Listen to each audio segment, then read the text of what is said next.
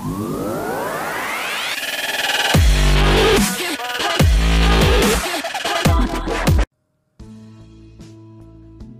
2 cinema April 28వ తేదీన release కాబోతోంది. ఈ విషయం అందరికీ తెలుసు. ప్రభాస్ బాహుబలి షూటింగ్ అయిపోయినా కూడా బయట ఎక్కడా పెద్దగా కనపడలేదు.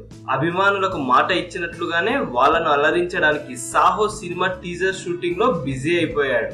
టీజర్ అద్భుతంగా వచ్చిందని, అన్ని వర్గాల ప్రేక్షకులకు నచ్చుతుందని వార్తలు అప్పుడే వెలువడుతున్నాయి. ఈ సినిమా టీజర్ బాహుబలి 2 సినిమా విడుదలైన థియేటర్స్ లలో విడుదల కాబోతుందని అందరికీ తెలుసు. కానీ ఇప్పుడు ఒక ఇంట్రెస్టింగ్ అప్డేట్ ఏంటంటే, బాహుబలి 2 కంటే ముందే సాహో టీజర్ ని విడుదల చేయబోతున్నారు. ఏప్రిల్ 26 లేదా 27వ తేదీన ప్రేక్షకుల ముందుకు బాహుబలి 2 చిత్రం కంటే ముందే సాహో టీజర్ తో అభిమానులను అలరించనున్నాడు ప్రభాస్. ఇంకొక విశేషం ఏమిటంటే, ఇకపై ప్రభాస్ తీసే సినిమాలన్నీ కూడా భారతదేశం మొత్తం విడుదలవుతాయని చెబుతున్నారు. ఇది నిజంగా తెలుగు ప్రజలకు గర్వకారణం.